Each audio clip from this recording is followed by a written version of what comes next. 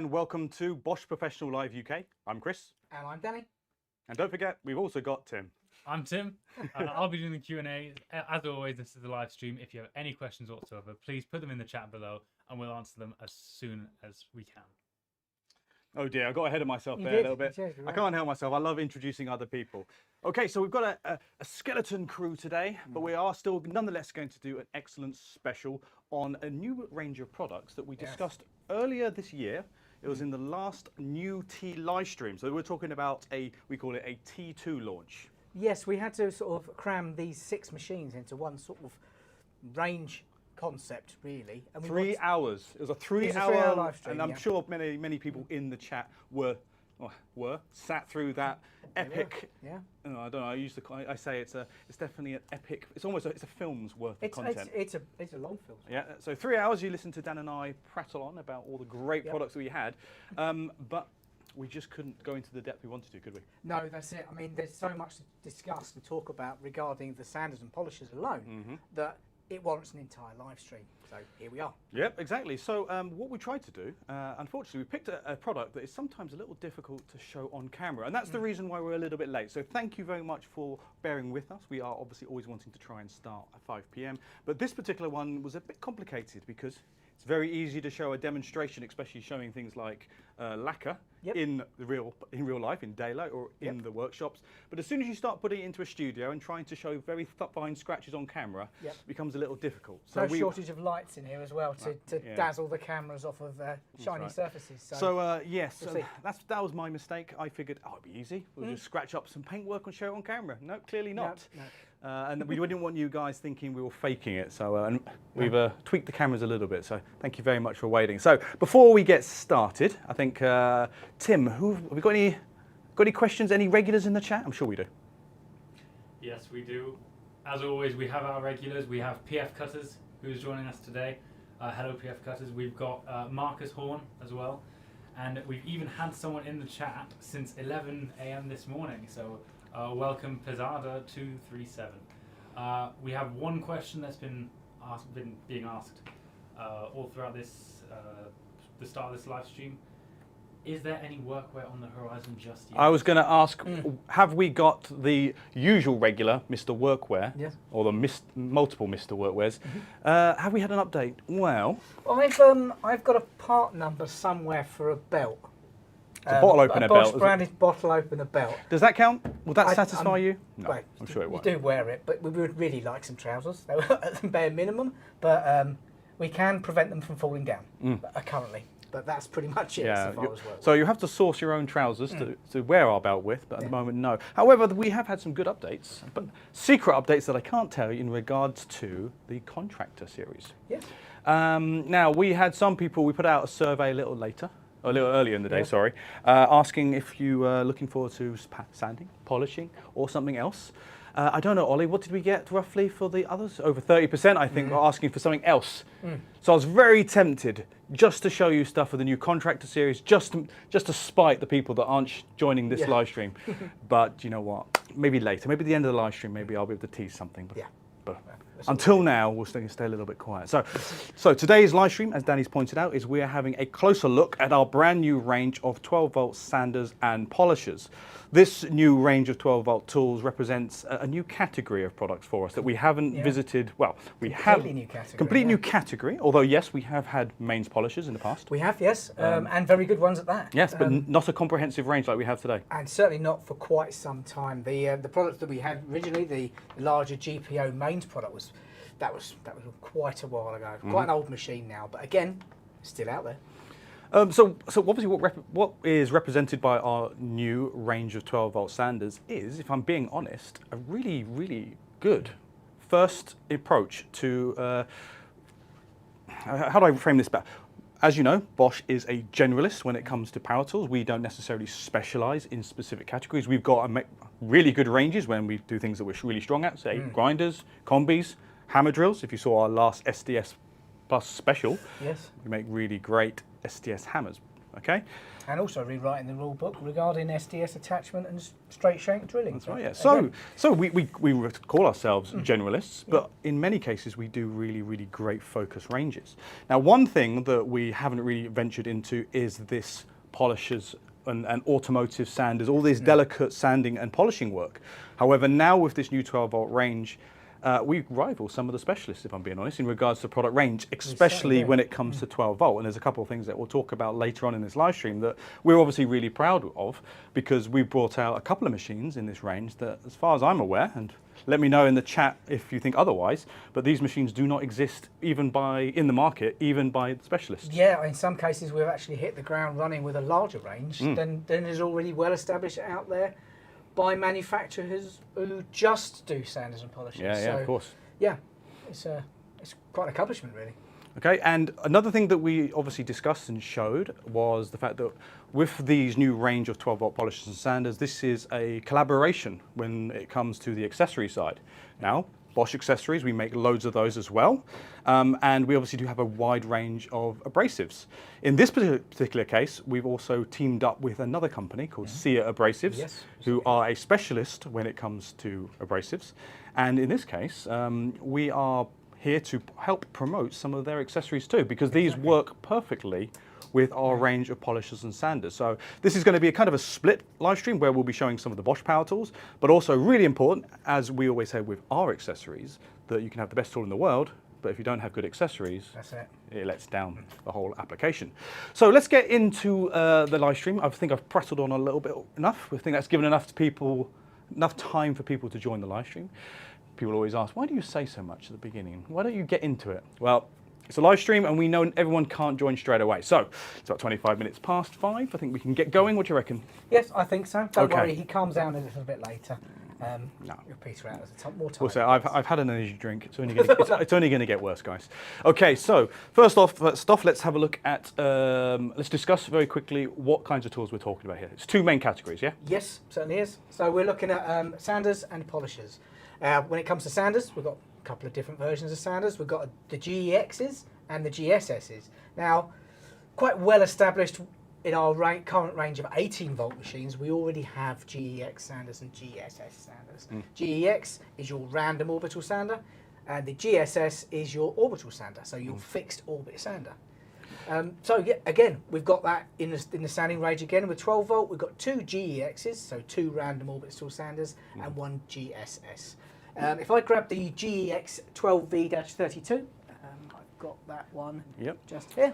Now, it's important to note that most of the demonstrations that we are going to show you today, and we obviously pre-filmed earlier today, is mostly automotive. So we're looking at paintwork and lacquer refinishing and all that kind of stuff. However, it's important to note that these machines can also be used for woodworking applications, especially if you're doing fine woodworking, working with lacquers there as well, varnishes.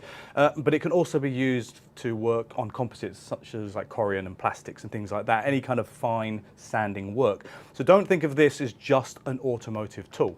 No, it's spot repair regardless of the material that you're working in.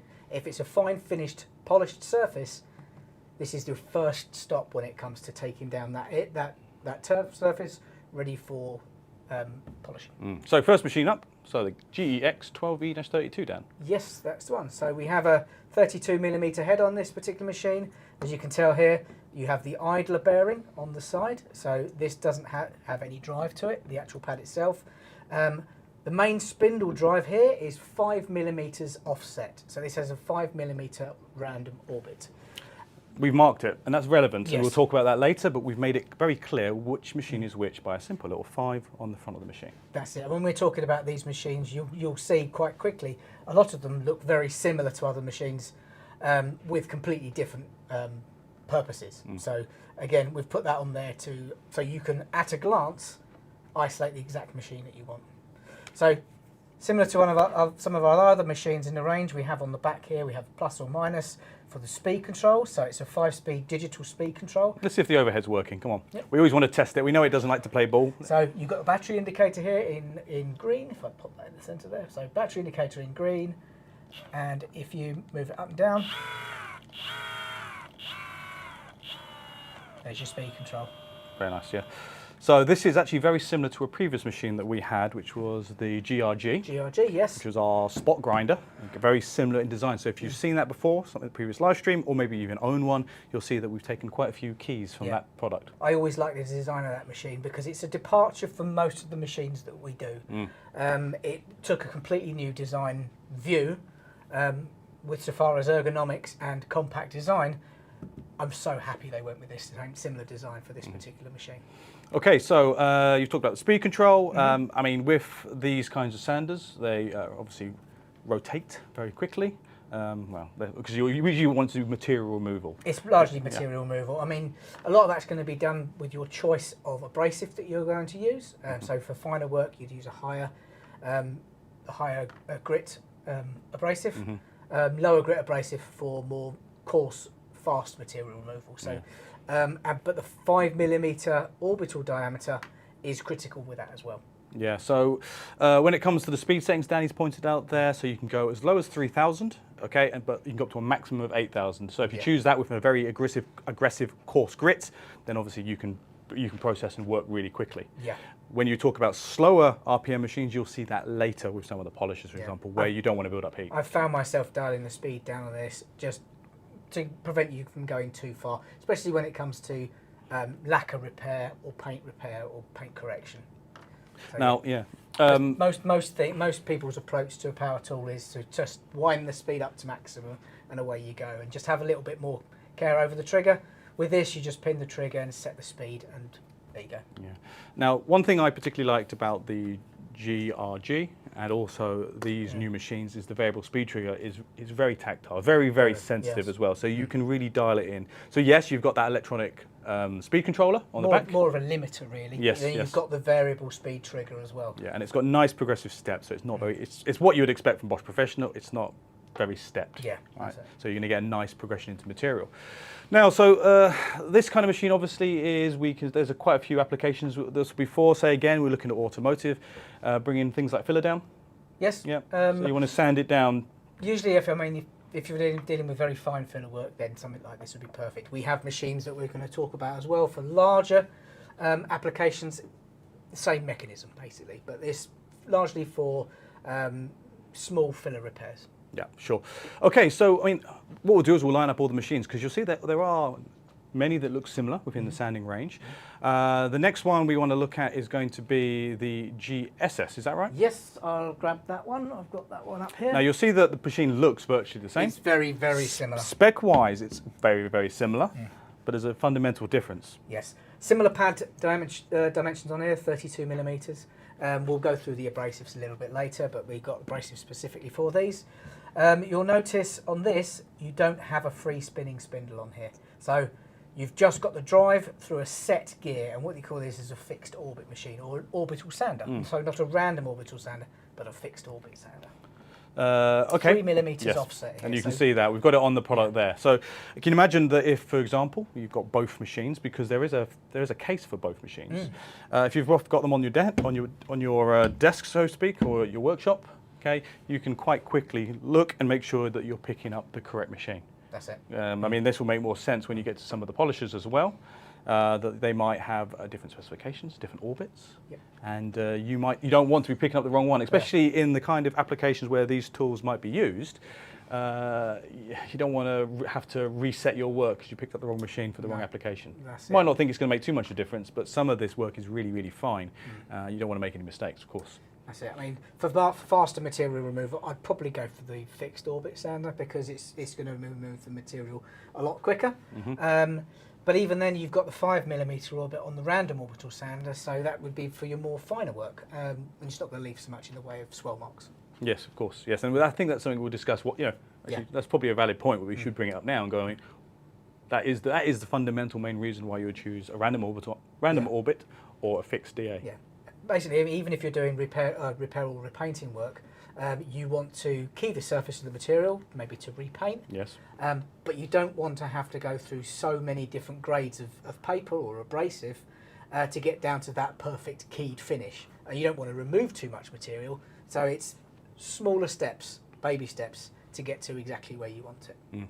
So These machines are quite similar, and again, they feature pretty much the same specifications. They're both brushless machines, which is probably what you'll expect from Bosch Professional nowadays. So you've got better energy efficiency, so you are going to be running these machines, even though they're not very high energy intensive, but you tend to run them for quite a long time. So having a brushless motor is obviously ideal.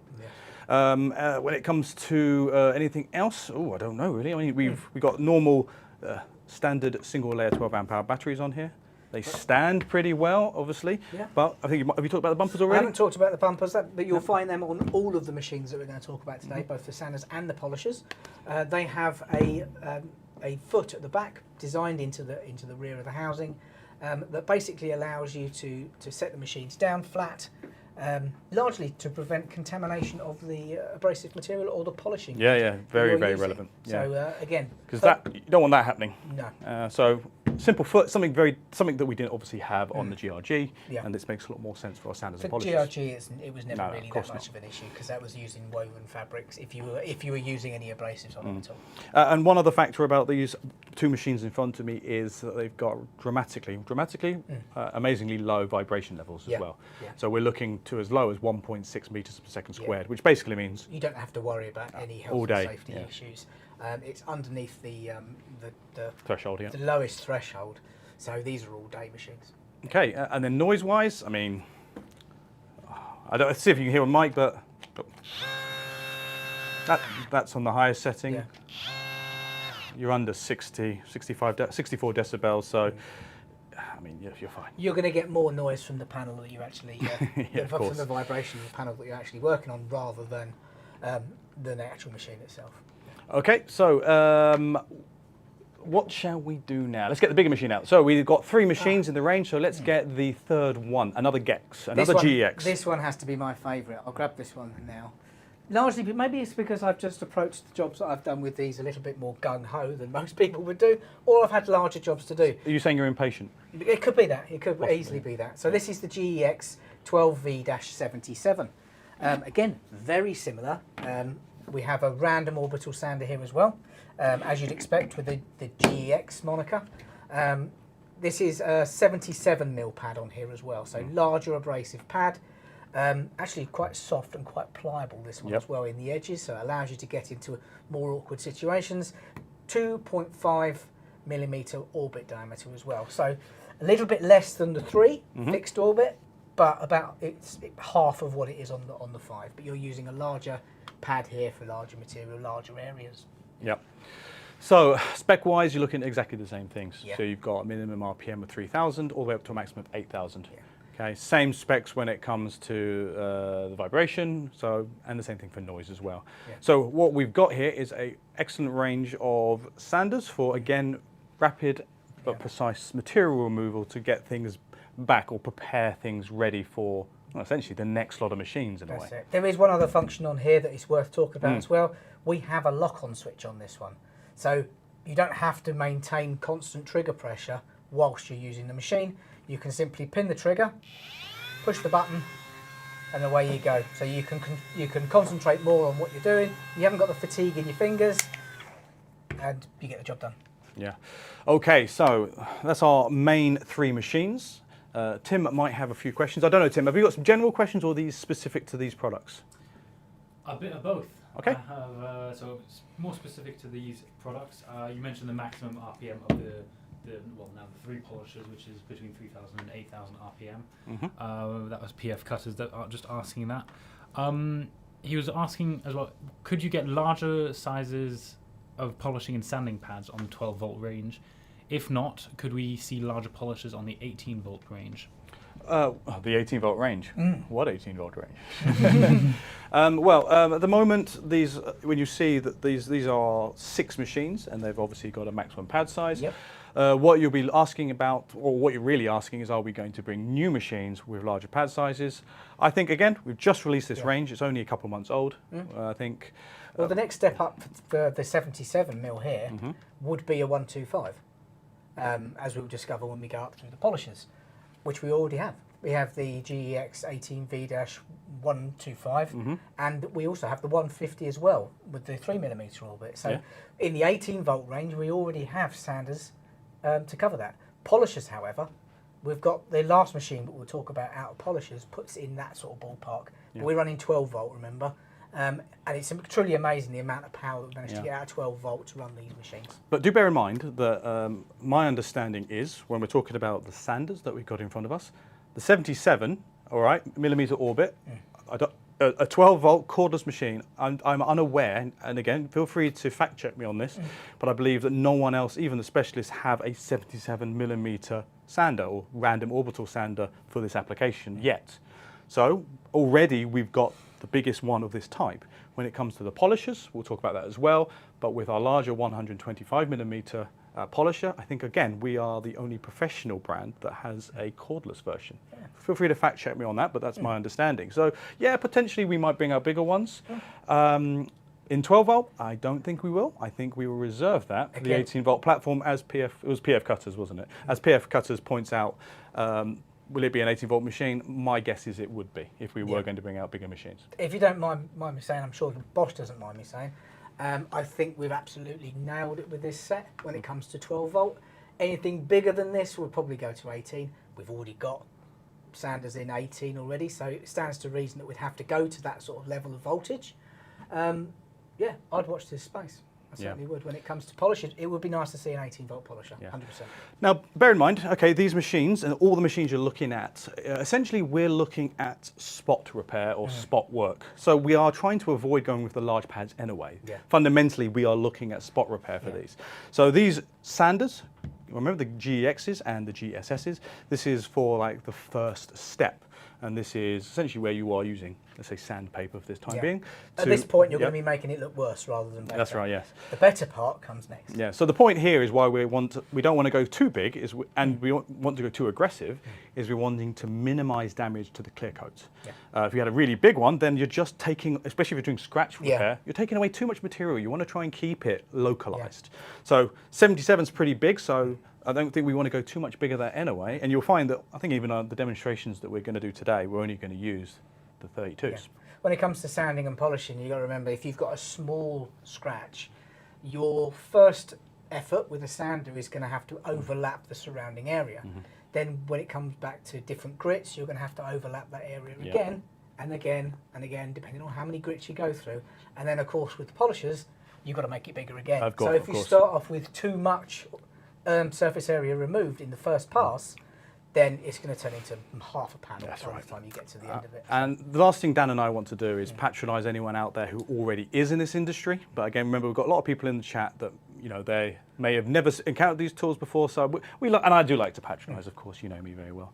But look, you've got your small machines for doing the first bit of work, and then you'll be moving up to the 77, for example, a larger pad to try and even out that material, even out the wear. So you're spreading it a little bit, but you don't want to go too big. That's the important bit for this first and second stage.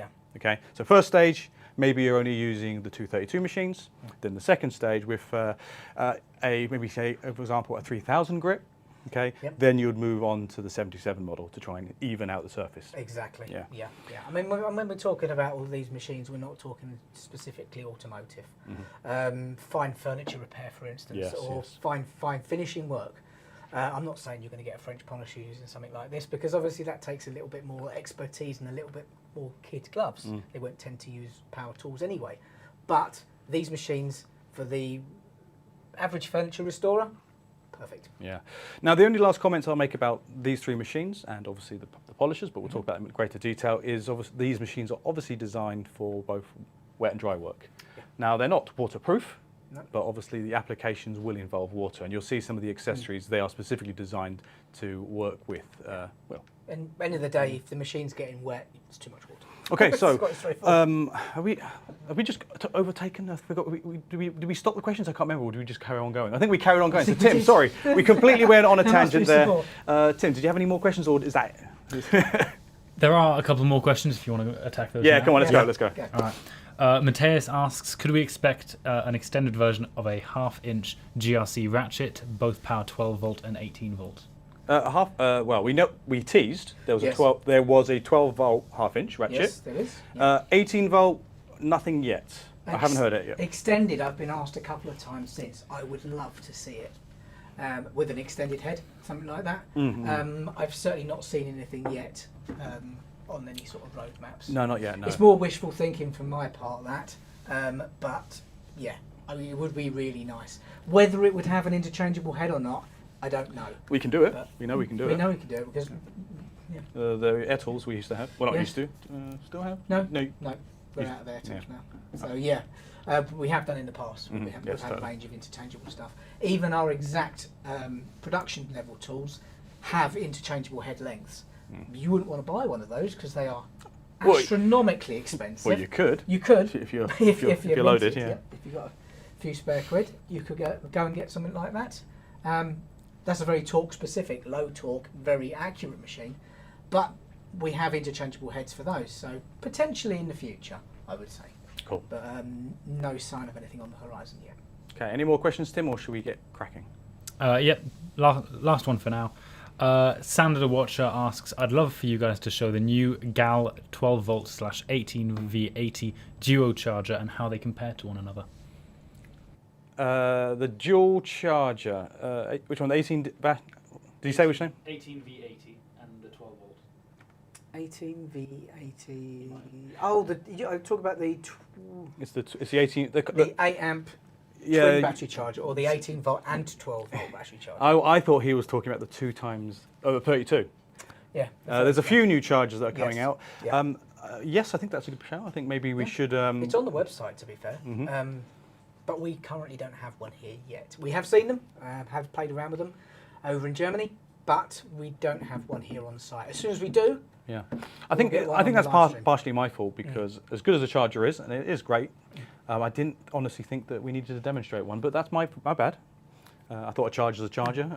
When we say it's a dual charger, does 18 and 12. I thought that was enough. But you are right. I think what it is, maybe we could do a revisit on our charger range. But there's one charger. I think I already told you which one. There's one charger that I'm waiting to launch first. Yes. Because I think that's one of the most important ones. yes. And Yeah. to tease you, because you know it already, it's going to be probably one of the fastest chargers out there in this industry, and that's going to be our 2 times 18 volt dual charger, battery giving charger. 16 amps for both batteries at the same That's time. it. And that's the one I really want to be launched, and then I think I'll do a nice big array showing everyone exactly what's on offer. Yes. But I'm sure there'll be another charger that I'd really want to talk about, so I don't want to delay it again. Sure, So, yeah. yeah. Good point. Maybe for the next live stream, even regardless of what the topic is, maybe bring that one back in. We should have that charger by then. That's it. Cool. I mean, if you watch another live stream and it's in the background, for instance, bring it up in the chat. We'll have to talk about Yeah, it. totally. Okay, so back to the GSS and GEX range of 12 volt Sanders. It's important to, as I mentioned at the beginning of this live stream, obviously accessories are really important as well. When it comes from the machines themselves, you get a number of different heads. Let's start with the 2 smaller machines, so the 32 models, so the the GEX and GSS 12V-32s. Now, what you can see on the front here, if I go to maybe the close-up camera, Danny already pointed out that we've got our hook and loop backing pad here. There you go. There it is, a hook and loop backing pad. Okay, but you also get in the scope of supply what we call our sticker backing pad. Okay, so these are the 2 different heads that you get in every scope of supply. Yes. Okay, so Both of those. okay, so I'll come back to, unless it rolls off the Yes. desk, I'll come Not back upstairs. to the backing pad, or backing sticker backing pad in a minute. So let's talk about the accessories that we get with the hook and loop one. So when it comes to different applications, then we're looking at 2 different kinds of sandpapers for basically wet and dry sanding. Yeah. Now this is where we involve our partners in crime, so to speak, when it comes to our abrasives, which is going to be SIA. So, yeah. When it comes to the 232 models, we've got a range, or they have a range of 2 different types of accessories. Okay, and these are basically our SIA Watt. SIA Watt. And there are 2 different types that we recommend for use on the applications that we are pitching these machines at. And okay, it's the 1713 and the 1913. Yep. Now, this is always fun for Danny and I because, as you probably already know out there, Bosch like difficult acronyms for our names. There's a SIA logic to them, and SIA do. That's probably why SIA and Bosch are really good friends, because we like really random numbers to describe our products. Yeah. Okay, so SIA Watt, which is wet. Wet. Okay, so Yeah. these accessories are fine to be used in wet applications. And there are two different types. There So are. we've only brought one example. We've gone for these, which one have we got there? I've got 2,500 grit, so very fine grit, and these are called the daisies. Mm. So you can see that close up there. Maybe use the overhead. The overhead's That playing might be- ball today. Yeah. Ah, if it's working. So at some point, it might focus. There. Doesn't like you. All It right. doesn't. I've got. Okay, there we go. I think we'll have to tweak. I'm not Do playing. you know what? the drums, yeah. We'll cut to the close-up camera for a second instead of the overhead, because the overhead is only liking me. So you've got these little daisies, and obviously on the back you've got that kind of, that's Okay. the loop section. Yes. Okay, and simply. Right, so the actual daisies are slightly oversized, which is nice. So Yes. that's why the petals are really good. So that really helps you conform to the surface that you're working with. Exactly. Now, as I said, there are two different colours. This is the silicone carbide ones, which go from, I think it's 1,500 up to a maximum of 2,500. You've got a pack. Those are the 2,500 ones. Ah, I've got cool. on there. Okay, yeah. When you get into that level of grit, you can barely feel it. That's right, yeah. The other ones that we don't have on us, partly because we weren't going to use it for the demonstration, is you can go for the aluminium oxide ones, and those are the ones that are red in colour, and they are a bit more coarse. So they go from, I think it's 60 up to 1,200, is I think off the top of my head. So for the applications that we're looking at, we don't want to be too aggressive, because again, you don't want to be taking it all the way down to the primer. Before you know, it, you're down to the bare metal. I have an example. Here's some good examples of when it's gone, when someone has demonstrated, not us, luckily. I don't know who that could have been. Was not us, but if you cut to the close-up, you can see here there's a good example of what happens if you go a bit too aggressive. We can make fun of other people in the organisation, but not Danny and I. No, it wasn't me. But it's very, very easy to do that, because the machine is very progressive. That only happened simply because the person involved picked up 1,200 grit instead of 2,500. Yeah, it's as simple as that. So grit choice is really important. Really, really okay. When it comes to the accessories themselves, okay, we've already mentioned that there's some great advantages for the CO1. So this one is both. Well, this one is the 1713? 70. Right, so silicon carbide. Yes, okay, but the 1713 and the 1913 both share similar properties. Okay, so they're really obviously good at making a very even sanding pattern, which is exactly what you want when you're doing any kind of application, whether this is fine spot work. Okay. Because it's designed to be used in water or in moist conditions to help clear and make sure they don't be up heat. Lubrication as well to keep the actual abrasive material cooler. Yep. So they're highly highly water resistant.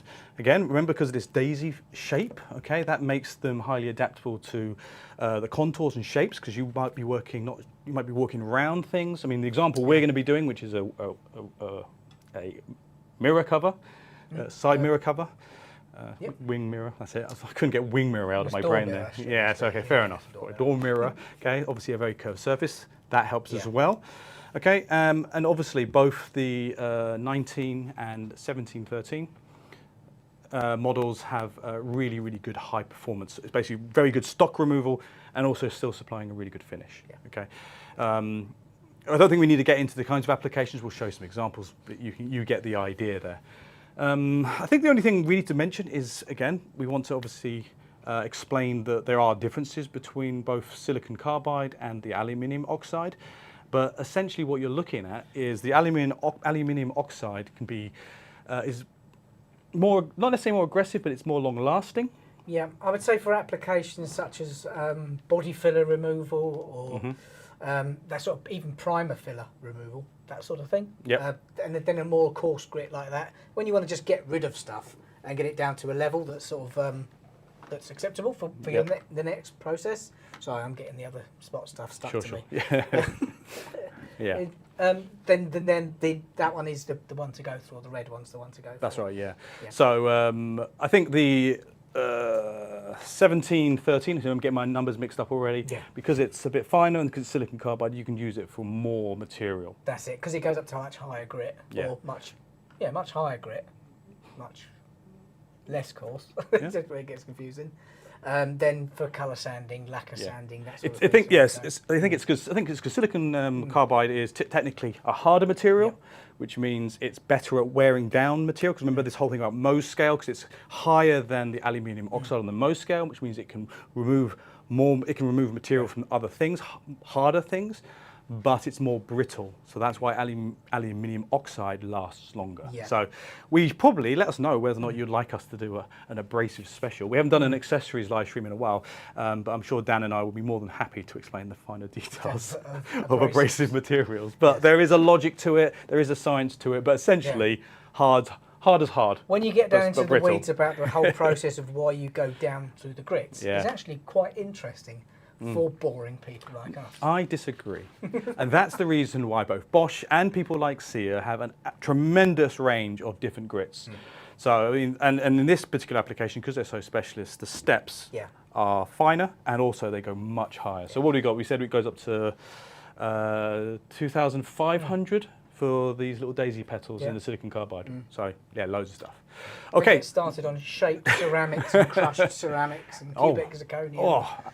I had an excellent, well, we both had an excellent conversation with a gentleman from Sear called Jack, and he explained the difference between shaped, carbide, which is what we have on our Prisma, and they have something similar as well, but they used the crushed carbide, crushed ceramics for one of their accessories, and that's interesting too. But we'll bore you about that later. Maybe let us know, would you like us to try and get someone from Sear to come and join us to totally nerd out? I'm going to look at the chat. No, not yet, not yet. They're talking about something entirely random in the chat there. 23 gauge pin nailer. Maybe we'll answer that question later. But anyway, okay, we digress because we don't want to spend too long, but we should talk about the accessories for the bigger of the three machines. Oh, no, actually, we shouldn't. No, let's go back actually, because I nearly made a mistake there. Let's talk about the backing, the sticker pad. Yes, this is what kept getting stuck to my hand when we were trying to have a conversation earlier. So, alternatively, you have this other backing pad, which I've got it. You've got it there. Simply to take the pad off of here, it's just a single thread, really. Undo it, replacement one. You hold the bearing underneath. Yeah. So this pad, if you can't see on the live stream, it's smooth. There's no hook on this, so it's just a rubber pad. Yeah, completely smooth rubber pad. And here we have Sear Spot 5750. These are a range of abrasive stickers. Yeah, essentially, little. There you go. Yeah, and you've got an example of one of those. I've got one here that keeps getting stuck to me, remarkably sticky, in fact.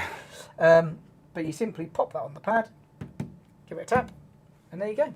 Okay. And I believe these go all the way up to 5,000 grit. So, so 3,000 that we currently have on there at the moment. Yeah, there you go.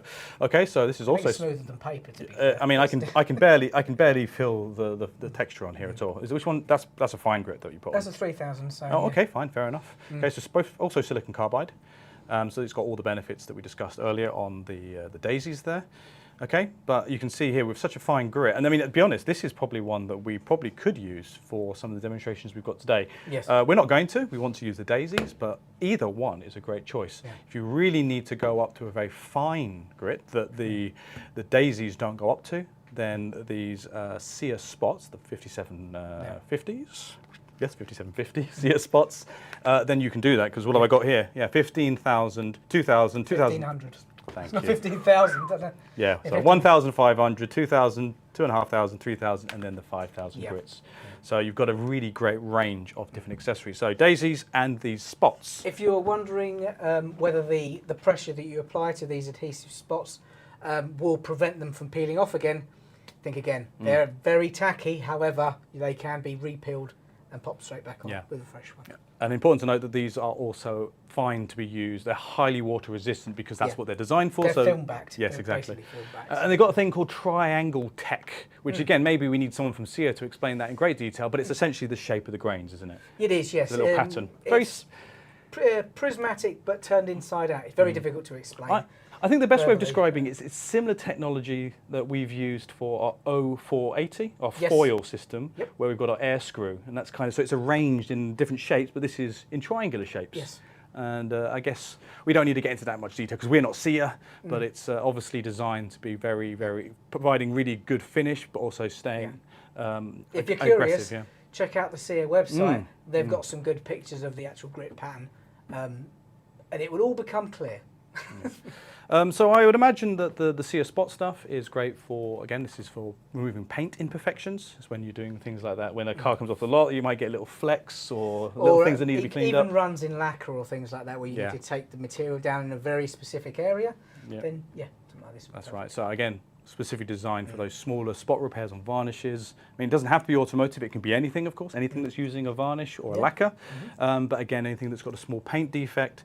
If the daisies aren't suitable, then go to the SEA spot. Okay. Exactly. And if Dan's got a really valid point there, check out the SEA website if you want to know, because there's no chance that we can cover everything. We're only covering 3 or 4 different types of SEA abrasives today. Okay. Really good website as well. Yeah, really good website. Okay, so let's go to the last machine, well, last sander. Okay, so we've got some accessories, obviously, for the Gex 12V-77. These are going to be slightly bigger, and they have a slightly different name. So these are SEA Air. Yes, I've got 7940s. 7940 rolls off the tongue. Easy. It? Maybe much like our naming structures as well. So I have 3 boxes of them here. You can see I've got 2000 grit, 3000 grit, and 4000 grit. Yeah. I'm going to grab the 3000 grit. Yeah, it's important to know, actually, when it comes to the SEA Air accessories for, well, let's just say for this machine, that actually goes from a grit of 340 up to the 4000 that we've got here. Yeah. It's slightly different. It's got some foam to it, hasn't it? This is our foam-backed abrasives, so there's a little bit of compliance on there if you're dealing with contours. Absolutely perfect for that. And the abrasive material is woven onto the front of that. Yeah, so red, so that will be the same, Ali oxide. Ali oxide. And you can use these wet as well. Yeah, I mean, waterproof and washable, okay? So that's important. You'll see with some of the polishing pads, those are also washable for I was using these for wet sanding outside. Well, you'll see that in the video later. So they've been designed to have low clogging. Again, that's something that would be an issue. If you don't want to be, it means it's got good longevity, so it won't clog very quickly. You can clean them. It's got good stock removal, depending on what grit you're running, of course.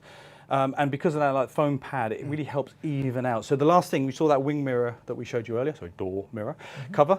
That was, a lot of that was starting the machine up and then applying it to the material. And obviously then you've got high bit of pressure before you evened it out. With the sanding, with the SEA Air, we've got that foam bit, which helps even out. There's a little bit of twist, a little bit of give, so it prevents that initial unwieldy removal of material in one spot at one time. But when you're using the tool correctly, as in starting on the material and then working it, it means that it even outs the imperfections in the applicator, because you're obviously not going to perfectly follow the contour. The foam helps even that out and stopping that excessive removal. Well, clearly on the back you have the grit very clearly indicated there, because if you pop this next to, for instance, the 4000 grit. Imagine if you put it, they look similar, don't they? There you go. Yeah, so they put the grits clearly written on the back there as well. So if you're reaching in for a pile of them, I mean, I would suggest keeping them in the box. It's a lot easier to know which grits that you're picking up. But if you haven't, and you've just got the pad sitting there, then you can easily identify the grit. And you're not going to get confused when you're running through the different grit patterns or grit levels to get the finish that you require. So. Helps with a matte finishing for both old and new varnishes, and also like fine sanding for primer, filler, and because it's the kind of the Goldilocks size at 77 millimeters, means that, well, it's 80 really. Yeah. 80, but on the machine 77 with a little bit of overlap, obviously, which is good to round off the edges. It means you can get into those difficult to reach spaces. Yeah. So this is great for preparation work for polishing those high gloss surfaces. So sanding. So. It's so confusing. Well, no, so I meant to say preparation for polishing. Yes. Nicely recovered. Nicely recovered, yeah, that's right, yes. I'm pretending I got heat stroke from chainsawing last week, out in that heat wave. It's supposed to last a week. No, I suffered, it was hot. Yeah. Those chainsaw trousers were warm, let's just say that. Okay, so we've covered the majority of the accessories from SEA when it comes to our GEX and our GSS models. The 32s and the 77s. As I said there, obviously the accessories are a little bit larger than the pad size, which is by design. Tim, have we got any other questions before we move on to the final 3 machines that we want to talk about today? Yes, we do. PF Cutters asks, the polishers are not waterproof, but you are showcasing water-resistant pads. Could you explain the ways the polishers will avoid water damage? You're not drowning them. You're applying the water to the surface. Direction of the water, you'd apply the direction of the water to the actual surface that you're planning on sanding, and the direction of water is funnily outwards, away from the machine. Onto you. Onto usually the person holding the machine, or standing adjacent to them. rather than the actual machine itself. Yes, it's fine. Yes, obviously they're professional tools. They are not IP rated. They're all air-cooled machines. Yes. But obviously the accessory is going to get wet. The machine is going to stay predominantly mostly dry. Yeah, you're not drenching the surface anyway. It's just to keep the pad smooth and just to lubricate the surface so it moves around a lot easier. But literally as much water as you need. Yeah. Little spray bottle, it's fine. We have another question. If the Bosch Pro 12V are still premium products, why are they always excluded from the monthly Pro deal offers, with the exception of the measurement tools? They still have premium price like the 18 volts. That's a good question. Maybe that's something I'll bring up with the marketing team. We obviously want to heavily promote these machines because I know that I like them, and I know that Danny Absolutely love them. Danny really loves them.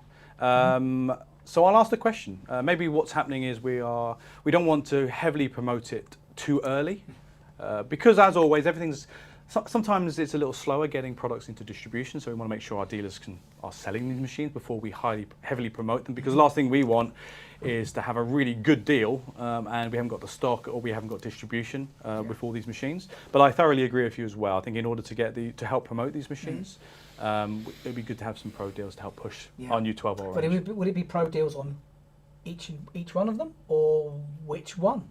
I mean, there's three machine sanders, 3 machine polishers.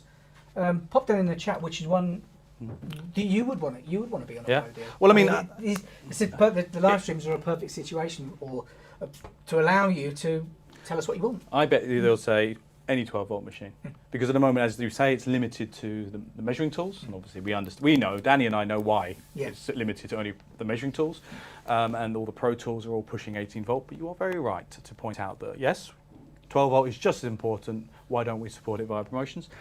We'll bring it up, and hopefully we'll have an answer for you at the next. Or hopefully we don't have to give you an answer. Hopefully the next pro deal perhaps might be helping promote some of the new 12V machines, because we've brought out quite a few recently. Yes. Don't forget those ratchets, those 12V ratchets as well.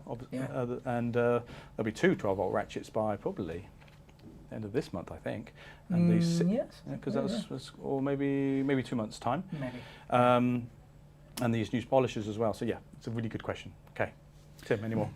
Yes, RM Builders has piqued the interest of numerous viewers in the chat. Oh yeah. With the leaked photos of a 23 gauge pin nailer. Any insight on the release date? Cannot confirm or deny. Is there something? Oh, well, it exists. We might have something like that in our training room. It's not so far away from where we're standing right now. But can we give you any dates? We can give you some hopes. We can hope that it's going to be launched this year. I think it would be nice to have a new edition. Yeah. I can't confirm anything yet. With supplying dates, we get, should we say, a slapped wrist. Yeah. In some cases. So, and also it may be held up through marketing or supply issues. So don't tell anyone.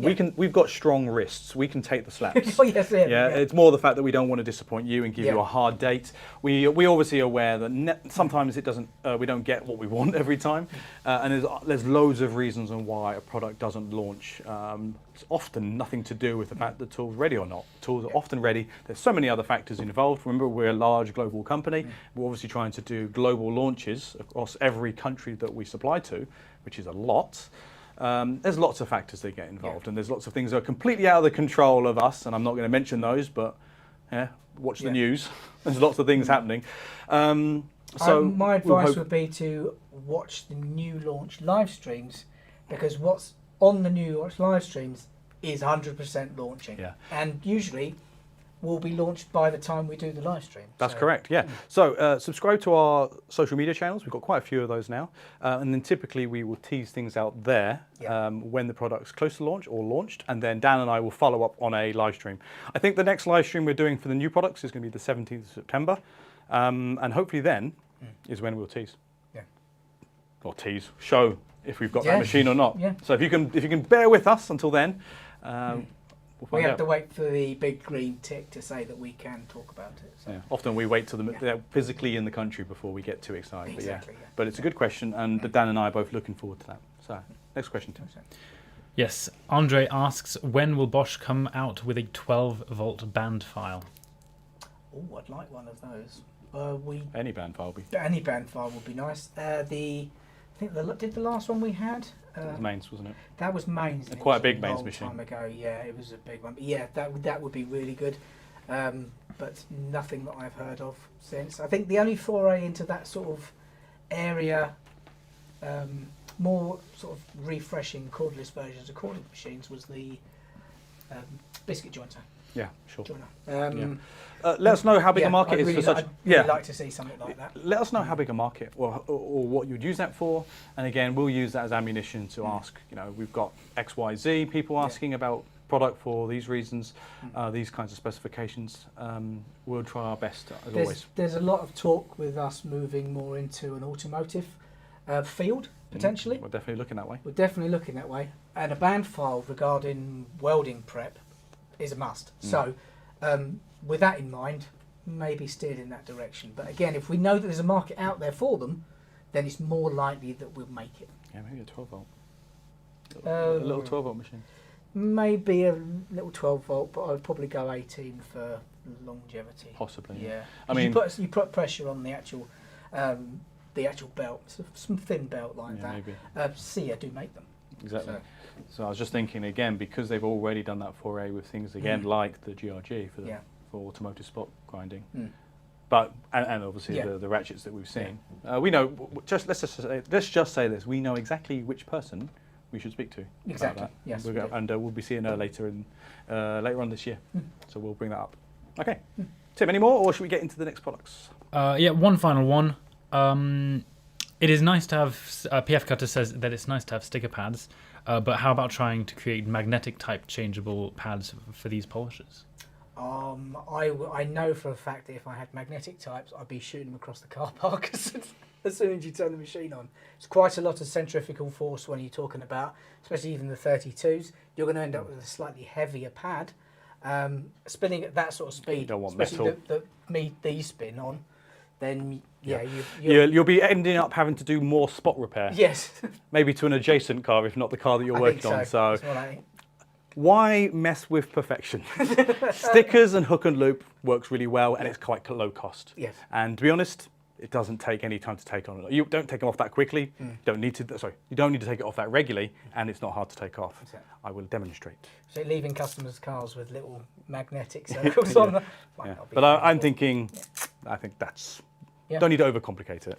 Yeah, I'd take the sticker off, but I'd end up with that stuck to me somewhere. Yeah, so. sure. Well, we'll demo it I'll later. avoid it and I'll But it's avoid a good point. We are never shy of trying to innovate, but sometimes it's not necessary. Cool.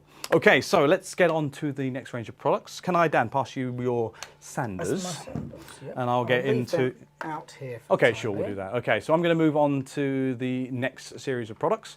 So obviously what we need to be doing in this whole application, let's use automotive as the example today, that we have used our GEXs or our GSSs, okay, and you've done your refining and then you've done your final sanding work. As I said, you're probably using your SIA Air to get it nice and smooth and nice and broad to try and even out your finish work, your repair work, sorry. The next stage is you're going to be buffing out the final scratches and polishing it up. So, I mean, buffing and polishing, so there's two stages to that. Cutting and finishing. Cutting and finishing, yes. Okay, so the first machine I'm going to get is my first polisher. Yeah, I'm going to grab this one here. Can I steal the battery, please? Oh, go on then. So, first machine, you go. thank you very much. You'll notice the body of these machines are slightly bigger. Bear in mind the load that you're putting on these machines when you're using them. The motors are slightly bigger on there with better cooling, specifically for the additional heat. That will be That's generated. right, yes. So, bigger machine, slightly different machine. Obviously, this is now a GPO 12V-77. So, PO, polisher, easy to remember. Yep. And then this is a 77mm pad. Yep. Not too complicated. Now, on the side of the machine, you'll see that it's just got an arrow there. All right, so obviously all the other machines we had some kind of orbit to it. This one, however, as a polisher, is purely rotational. So, Sounds slightly different. sounds lush. Sounds lovely. Sounds great, to be honest. Smooth, no vibration at all when I'm holding it. Obviously, even in application, it's really nice and comfortable. Okay, so no load speed is slightly different on the polishers, as I discussed earlier. You don't want to have it as fast. One, you don't want to build up heat, and also you don't want to be too aggressive as well, I guess. So you're going from 600 to 2,200 RPM. I would say that's probably too much for most applications, but you've give got you that headroom option, there if you need it. Just like when Danny pointed out, you've got the interface on the back. Green is when you're showing your run, how much battery life you've got. And then if you press any of the plus and minus buttons on the back, you will go up and down through those preset maximum RPMs. Okay, so 600 all the way up to 2,200. Vibration, it's less than 2.5 meters per second, as I can feel that. There's very little vibration at all to this machine. Like the final GEX, this one has the lock-on switch. Okay. You can imagine when you're polishing, you're going to be doing that for a sustained period of time. So it's nice to have that lock-on switch when you're evening out those large spaces. There's no air holes at the top of the machine as well, so you can quite comfortably hold the top of the machine and the handle as well, to give you that extra little bit of control. You don't want to be pushing too hard. You're basically controlling the machine. With just an orbit sander like this, which is just the drive spindle, you'll find there will be a certain amount of gyroscopic action when it comes to the actual cutting head, or especially the buffing head. Yes. So having an extra hand on there to control it is a must, really. Now it's got a high removal rate. And it also is really useful for removing those deep scratches or reconditioning specifically heavily weathered paintwork. Yeah. Okay. When it comes to the pads, I've got an example here. Yes. Okay, so this is the example of one of the pads you'll get. It's a nice soft pad. Okay. So this is what is again via the hook and loop, simply attaches like that to the machine. Okay, it's got, I think we sell, this is the medium. That's medium, yep. So you can see here clearly it's the green medium, and you apply your solution directly to this one. I think Dan's going to go and grab the other one that is available, right? This is here, this is the super soft polishing or finishing pad. Yes. So this is for your finishing compound as opposed to your cutting compound. That's right, yeah. So we'll cover that when we look at some of the accessories that are available for this machine. But as standard, you get the medium polishing pad. It's got a nice amount of sponge to it. It's very pliable, and again, that's the same reason why it's nice even distribution of your work, and you're not necessarily compressing too much and doing too aggressive on one side. Really great for doing contours. Medium's great. This is one we've been using quite a lot. I think this is the one we used in our demonstrations that we filmed. Yep. It's probably the one we're going to use today as well. But we do have the soft, which is much better for that finish work. Yes. Okay, it's good for your cut. Okay, anything else I can say? I'm getting water everywhere. I washed that pad earlier. You watched the pad earlier, yeah. Okay, anything else about the machine? Look, it's got your two little feet on the back again for the same reason, so you can place it on the desk. So last thing you want to do is contaminate your finishing pad or your polishing pad. So again, it's on there perfectly. It's essential to have. Okay, so I don't want to spend too much time on it because I want to show you some demonstrations and I want to show you some videos on it. Okay, so the next machine I want to show you is very similar but slightly different. I've got a GPX. Yes. Okay, so GPX 12V-77. Still a 77mm pad, but you can see here now we've got a 12mm orbit. Okay, let me grab a battery for this first very quickly. Okay, sorry, this is an eccentric. Eccentric. So you're going to have. Random. So this is basically like a random orbit. Yes, but it's a polisher, so it's slightly different. Right, you've got a no load speed 14,000 up to 7,000. This is faster. Yeah. I would say this is more perfect for your finishing work, your final stage, mainly because it's random orbit and it won't leave swirl marks in the finishing compound. Good for removing holograms as well as just removing light scratches straight off the board. So you don't necessarily need to do any of the other phases. So we're not using sanders. We're just polishing out those scratches. I mean, I'd imagine we always do the fingernail test, isn't it? Yeah. So if it's not catching the nail, you can probably buff it straight out. Combination of paint correction machines, those two there will be perfect. Absolutely, working together. One for the cutting compound and one for the finishing compound. Exactly, that's a good way of looking at it. When it comes to vibration, again, it's less, still, even with the orbit action, it's still less than 3.5 meters per second. It's at 3.2, so again, you can pretty much use this all day. Uses the same hook and loop, and it comes again with your medium pads, compatible with the soft pad that Dan's got there as well. The reason why the vibration's a little bit higher on this is because it's got that massive 12mm offset. Yeah, So you can probably see it better now that I put a pad on it. Yeah. So that way probably. I'm glad you got that on the camera. Thank you. Once is fine. Should have put on a dry pad. However, I feel lovely and refreshed now because all that humidity from outside has now gone away. I love it. You know it's live, you know it's live. Oh, there. That's right. Okay, and another really good thing about the Chrome, it smells lovely. It does it. I can smell it. Okay, right. Okay, enough embarrassment. Could have gone terribly wrong. But you can see that with the 12mm orbit, it's Ollie, far more he's aggressive. chuckling over there because he knows he hasn't got to worry about editing for shorts later. Oh, you've got to go on Plenty there. of content. Yes, there you go. See, that's the reason, guys. Don't clean anything ever. No. Can't go wrong. Okay, last machine then. Okay, so we've explained obviously the two differences between these two machines, GPO and GPX, and then finally we've got a machine that again I described earlier. I do not believe exists in the market, not at least for a cordless machine out there that goes all the way up to a 125mm pad. Yeah. So if you're talking about the finishing compound that we were talking about earlier, or cutting compound, because both bonnets are available for this as well. 125mm, so for larger areas, so even for entire panel finishing as well. Yeah, so now we've got the GPX 12V-125. Pretty much, I would say it's very, very similar to the previous machine, except it's obviously got a larger pad, and you can see here on the side it has an orbit diameter, also orbit of 8mm now. Yeah. When it comes to the RPM, I think it's the same. It's 1,400 to 7,000. I'm just going to check that. Yeah, it's the same orbit. It's the same. So both GPX machines have the same RPM. This one now has just got a much larger 125mm pad and obviously a slightly smaller orbit. Yeah, no forced orbit on this as well. It's a random orbit. Yeah, exactly. And this one I'll show. Yes, I can. Okay. I'm going to stand out the way again. Okay, so you might be able to see that. I don't think you can see anything other than it looks like it's vibrating, but that's the 8mm orbit that you're seeing on this. Yeah. Again, this GPX is excellent for removing holograms and again those lighter scratches on larger areas because now you've got a larger pad. Yeah. You haven't used this one. You haven't needed to. You've used actually, I did. Oh, did you? I borrowed this over the weekend and used it. Yes. Yeah. You just wanted to be lazy again, didn't you? Yeah, basically. Yeah. Hey, if you've got a larger machine and you want to even it out, why not? Okay. No.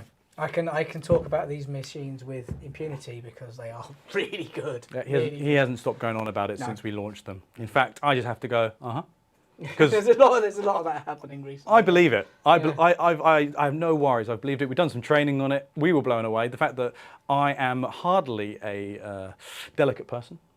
I'm as we always say, Danny is a bit more of a builder. I'm definitely more of a demolition guy.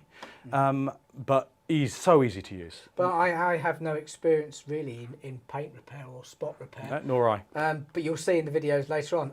Don't judge me on the videos, please, because like I said, I'm not a professional paint restorer, but they were really easy to use, and the results speak for Absolutely. Absolutely. Before we get to the video and before we do a little demonstration in-house, we'll do our best to try and scratch some stuff up for you that you can actually see and then polish it out. Yeah. Let's talk about some of the accessories and then we'll take some questions. So we've already discussed the fact that we've got obviously the spare hook and loop pads. Dan's got a few examples. We didn't mention obviously before with the GEXs, you obviously can get those as spare parts, but you also get the backing pads for both the 125 and the 77s. That's the 125 there. So that's the hook and loop pad for that machine there. Obviously the polishing pads themselves, Danny's already pointed out that obviously they come with the 80mm medium pads. There you go. Yep. Right. Obviously, you've already got one. Yep, cool. And we also got the 125 in cutting, there's a buffing one of those as well. That's right. Yep. So you've got your mediums and then you've got your softs. Okay. These are the 77s. Dan's pointed out there. That's the backing pad. Funnily enough, that's the same backing pad for both those 77s and the 77 grinder as well. Takes the same backing pad. Yeah, sander, yeah. Yep, one thing that we've got here, let me see which one it is. So we obviously sell the packs. I think you've shown you get a dual pack. We do the dual pack in these soft pads here. Okay, well, and something we found recently, which was really great, is the fact that we also do a combo pack. So you do we do Cutting and a finishing. medium and a soft, so cutting and finishing pad in one pack as well. So feel free to check out the website for the part numbers on here. I mean, if you want, we can put the part numbers in the chat or direct you to them if that's important, if this is interesting to you. Yep. But I think we've done a good job here supplying all the necessary accessories in the right executions, the right versions for you to do your job properly. When it comes to the 32s, the smaller ones here, we have backing pads available in boxes of 5. So 5 of the stick-on ones and 5 of the hook and loop ones. So yeah. Now, when it comes to the polishers, obviously we don't have abrasives in the. We don't have abrasive accessories. However, our good buddies over at SIA also supply some polishing compound. Yes. So we've got some cut, and we have some SIA chrome finish as well. Yeah. Take those out of the way there. Yep, okay. Really good. Only instructions I would give you on these is watch out because they come out of the bottle pretty quick, as you'll see shortly. I think we might see the example wise. I think you got too excited there, and he didn't have to buy it, so he doesn't. I tried to get it back in the bottle, but it didn't work out. Yeah, of course. Exactly how I wanted it. So again, to illustrate the fact that obviously the cut, if you're not familiar, that's for polishing and removing.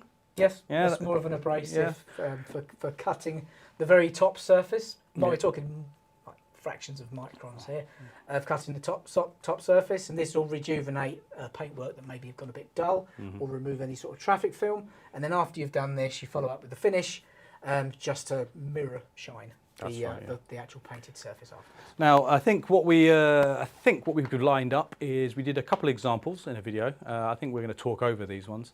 I think the first one we had is some paintwork scratches. This is on a boot. I think it was your car. Yes. And I think it was quite visible actually. And in that one, did you just polish that one out? I just polished this one out. So this was with the medium pad on the 77 machine. GPX? GPX, yeah. Yeah, that makes sense. Which took down the scratch, and then I used the finish on the 77 again to take down the cutting marks and polish it up as well. Yeah, but I've got the rest of the car now. Yeah, that's right. And then the second part of the video was doing headlamps. Yes. Okay, and headlights, and with that one, then we use more machines. But I think you show it all. So actually, do you know what? Let's run the video and let's just describe what's happening. So, good example here. So I mean, hopefully it's quite visible. I can see that. That's not very nice actually. It's pretty grim, really. I discovered that at the weekend, and I thought I'd leave it to have a go today. Yeah, so cool. Using the cutting compound, that's on the 77mm diameter cutting pad. So I put 3 dots on there. Actually, that's. Yeah, here's a good tip. Don't start the machine up. Don't start the machine first. Wipe it onto the surface so you're not spraying it everywhere. I still did manage to spray it everywhere, but... Oh, that's normal, but yes. Yeah. You will get a bit, you don't want to have too much because it will spray, but I mean, that's all you need to do. And then obviously you can see there the 12mm orbit in action because you can see the blowing there. So it's it's designed, as you say, to remove like scratches. I wasn't going for long on that. I think this is the whole lot of footage there. I did discover another scratch further on down, so I just carried it on down a little bit later. Yeah, so if I can't find Dan in the office, he's out there you're buffing the hell out of your car. But who can blame you? These tools are so much fun to use. I can imagine, obviously, if you're a professional, you probably get a bit bored of it, but we haven't got bored of using these yet. No, so that's the finishing pad, popping that on there. A little bit of the finishing compound. Little bit, bit? Just a smidge. Okay. You've realised your mistake there. Tried to get it back in the bottle. Successfully? No. Some of it. I think you just pushed it into the pad. Pushed it into the pad a bit more, yes. Yeah. But yes, you don't need too much. He's realised he's noised up there. Yeah, cool. I wiped some of it off in the meantime. Very nice. This is where I got told to turn the machine on, because there's no point doing it if you don't turn it on. That's right, yeah. But it's as simple as that. And describe it. How does it feel? It's like glass now. Actually, on the back of the car, I was well happy with it. Low vibration from the soft pad as well. Didn't really get much feedback from that. It just basically just the cutting marks disappeared. Yeah, no, I was very impressed. Yeah, I think we are going to see you do all of it, to be honest. I mean, I guess that shows you how quick it is. There's no messing about there. Next part, I got a rag, and there you go. Yeah, I mean, coming up like glass there, absolutely. well happy. Oh, mate. Like I said, I've got to do the rest of the boot. So, yep, PF cut smooth as butter. That's right. And then I think we get to see, yes, we see Ollie, who we have removed his head and replaced it with a camera, so he's even better at his camera work. Okay, yeah, thumbs up. Happy? Okay, now this is a shambles. Yes. Probably not that easy to see there, but those are they were pretty grim, to be honest. You can see the left and right headlights. There's a significant problem. So we're starting on off those. with 2,000 grit. I'd like to start with 1,000 grit, but it did take a little bit more time to get most of that traffic film off. Give it a good soaking. Yeah. Because Well, that's what it's designed for. And remember, this is the Sia Watt. Yep, Oh no, sorry, Sia Air. My apologies, Yes. Sia Air. And we could have gone more aggressive, as you say. 1,000 is probably where we should start. You spend a little longer with the 2,000 here, and then I think you step up to a finer grit at some point. Yes, I step up to a 3,000 after this. To be fair, there was a bit that we cut out in the middle because it took a lot longer with that material to get the traffic film off. It was pretty bad to start. Yeah, it was quite bad on that side. So yeah, I think it cuts away in a minute to the 3,000. So once I got the most of the material removed off of there, basically I'm trying to get rid of those bigger grooves that created by the 2,000 grit.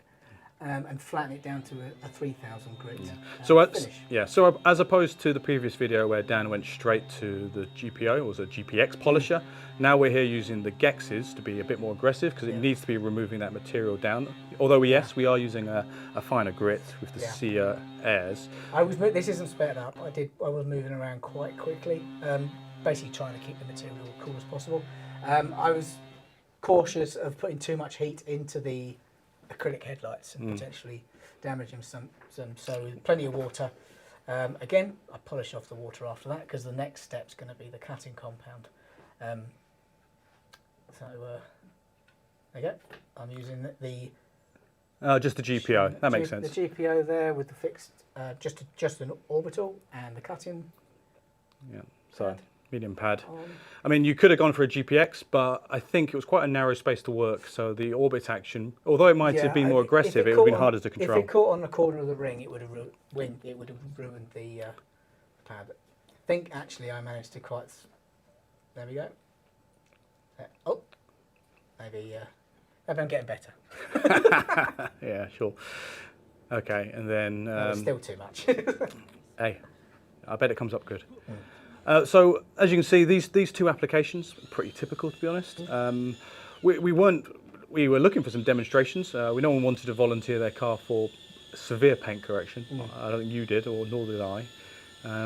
Don't need to now. Oh, you're looking perfect. What we'll probably do is we'll do a little bit of maybe a bit of spot correction here in the studio before we finish the live stream. But here you can see nothing too difficult, but the machines and the accessories in combination just did an amazing job. I think we were going to cut this video down, but in reality, I think we're really showing how quick and how quick you can do it with these accessories. We can do more multiple steps. I mean, for this application, we don't need too many multiple steps. No. But for maybe the paint correction and stuff, there's we no would. reason why you couldn't throw in more different grits in between. However, For the Sia Air, for the Gex and the Sanders. with the Sia range of products, in actual fact, some very well-established processes that you would go through can actually be, some of the grits can be cut out because of the material. So here you are swapping to the soft head, soft foam now for the Sia finish. There you go. And I've put two. Again, I'm not paying for this stuff, so maybe. Well, I can tell you now, I can see that it already looks much better than it was before. All right, so this is your final finish work. And then a quick buff out afterwards, and yeah. I was already pleased at this point, to be fair. Yeah. So unfortunately, maybe the video is playing back a little badly for those watching. But maybe it doesn't matter. You'll see it stops every now and then, but hopefully we'll just see the before and after, and that's enough, really. The process, step by step, I think they can use their imagination on what's happening. Oh, you're really going for it there. What was that? That is brand new. Yeah. Interestingly, I've only done one headlight. Yeah. Oh, what a shame. Whoever owns this car. I've got to drive home this evening after the live stream. I think let's just say I think I need to clean my I car think first. you need to clean it It's first. Yeah. completely irrelevant. But thank you, Danny. That looks beautiful. Yes. Okay, so hopefully that was a nice demonstration on just two types of applications that these tools could be used for. We have promised to do some in-studio demonstrations. We've got something that we would like to try. It's going to be hard for you to see the scratches, unfortunately, because that's the nature of the studio. But before we do this final demo and finish up this live stream today, Tim, let's see if we've got any questions or maybe anything else before we move on to our last little demo today. Hang on. Oh, PF Cutter says exquisite work, Danny. Thank you very much. Because I won't get that sort of comment off of these guys. he's done 50% of the work, so he's only done half of a the good job. job. He did his car perfectly. Yes. Half of mine. Come on now. Yes, Tim, you got any questions, mate? Yes, we do. Will there be any tailored L boxes for these sanders and polishers, or will we need to buy generic boxes with foam? The machines come good question, in cartons, and they typically will have a half L box inlay. Should have brought one as an example. Yep. So you can literally have two Two machines. machines in an L box. They're probably 136. For the larger 125, you might want the slightly larger L box because of the size of the pad. Yeah. Yes, that's it. I'm trying to work out. Oh, yes. But no, what was the question? I completely forgot now. Do we need, no, you don't. That's No. it. You don't need it. You The can- cardboard box version comes with a Foam inlay. actually quite a dense foam inlay, so Yeah. not like a plug and pull foam inlay. Not plastic it's a either. dedicated Not a hard foam plastic inlay. one. It's really, No. it's a really nice inlay. So you Yeah. don't need to worry about That's that. got space for batteries as well, both double layer and single layer. So yeah, you've got your kitted out straight Yeah. away. Okay. Yep. In terms of health and safety, how does dust extraction work on the sanders? At the moment, it does appear that the dust extraction needs to be done locally, like a normal LEV system, and then obviously the user will use PPE. It's one of the reasons why we've limited the demonstration we're doing today not to do the fine woodworking demonstrations or lacquer, which we could have done if you wanted to, but then would make a lot of dust. That's why we've gone for an automotive spot repair. Because you're doing that on Yeah. wet and dry, and the water itself works as a dust suppression, so Yeah. you're basically wiping that away with the water. That's so right, yeah. you haven't got to worry about that too much. Yeah, so for wood or composite, for example, then correct PPE, and if you've got extraction that's nearby or something that you can hold, a fixed unit that you can hold nearby, that's what we'd recommend. Yeah. Now, moving away from the polishers and sanders, are there any updates on a additional tabless battery aside from the 8 amp hour one? Even a 4 amp hour would be great for the extended runtime and lifetime of the product due to less heating wear. Stay tuned. Yep. Give it a couple months, and then I think we've got something that will be really interesting. But you just have to wait a little longer. Yes. Is there any chance of a cordless 165 or 190mm lightweight rail forward compound miter saw? 165. Rail forward. No rail forward on the cards. No. And nothing that small for a compact, no. Not yet. We're still 8 inches the smallest we go with a compound miter saw, but no rail forwards. There was rear rail on those. I'd imagine they want that for portability. Yeah, so it makes it's sense. something similar functionality that you'd find on the Glide, Yeah. but with the rails pointing the other way. No, Other manufacturers do that. Yeah, really I'm well. aware. Yeah, unfortunately, good idea. Not there yet. No. Not that we can't. It's just again, we just want to understand how popular that would be. In the UK, I can imagine that's quite a popular type of design. I'd like to see an 8-inch, 216mm Glide.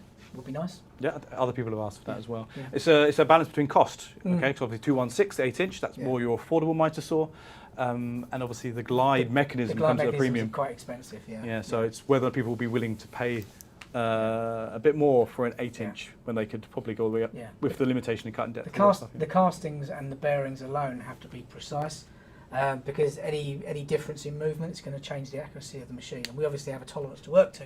So, yeah, tricky. It's gonna be a higher price point 8-inch miter saw, if any. Yes, of course. Yeah. But nothing on the cards at the moment. Just a couple more questions here. Christian says, I wonder if there are any plans for a one-handed chainsaw, aka an arborist chainsaw. I love your shows. Oh, thank you, mate. Perfect. Although we can't call it a one-handed, the No. pruning saws are nice and small. Yes, they are 15cm bar and 20cm bar. Yeah, great. So But that's, they are really good because you've been playing around with them quite recently, haven't you? as I said, absolute. Look, that's 2 days continuously chainsawing. Love it, love it. And I've really been putting the 20. battery efficiency Yeah. to its test. I never drained a battery in those 2 days, Yeah. and I was cutting a lot.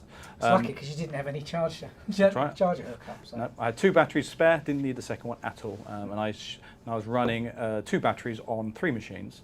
I left the 12 amp hour on the GKE 80V-40, and then I had a Pro Core 8 amp hour plus, the tabless battery that I was running on the new chain pole, which hasn't launched yet. I think it was just about to launch, and that little pruning saw. I think that was the 20.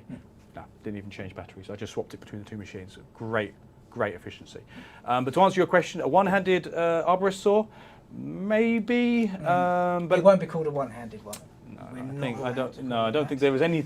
Is there such thing? No. I don't think we're. I don't think from a safety point of view we're allowed to call it that. But maybe that's what he means is our pruning saw. Yes. So if we avoid the word one-handed, maybe a 15 centimetre bar pruning saw is exactly what you're looking for. So if you want to see a little bit more about that, pop back to the go back 2 months to the T2 new product live stream.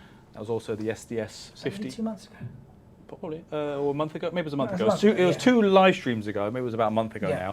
now. Remember, so that was the 50-year anniversary special live stream, Oh, yeah. also T2 new products. Yeah. And right at the end of that, Ollie's done a great job of time coding that. We look at those both machines. Yeah. I think the 15 we had a very early marketing sample, Yeah. didn't even have a sticker on it, and we also had the 20. So have a look at that video and let us know whether or not that might be the product you're looking for. Okay. Last question, is it? For now? Adding on to that question quickly, and then we'll get to one last question. Any information on the GSA 18V24 compact, the one-handed recip saw? I think that's one we've got on our shelves Yes, as well. there is. Yes, we do have it next door. I don't know when that's due. No. I would expect it to be this year, but don't hold me to that. No. I'd hope so. Yeah, Yes. we'll have to see closer to the time whether that one's going to be launched in the last T launch of this year. But up until that point, we can't say anything about hard dates. Same as we said earlier. About the Yeah, launch. again. Yeah. So my best advice is Stay tuned. and then hopefully in the September live stream, we'll be able to talk about that in detail if it launches. If not, then I think that will definitely be early next year. Yeah. So, yeah. Okay. Right. Okay. So Tim. Then one final question. Do you have any special pads for shining car rims? Ooh. Lambswool stuff.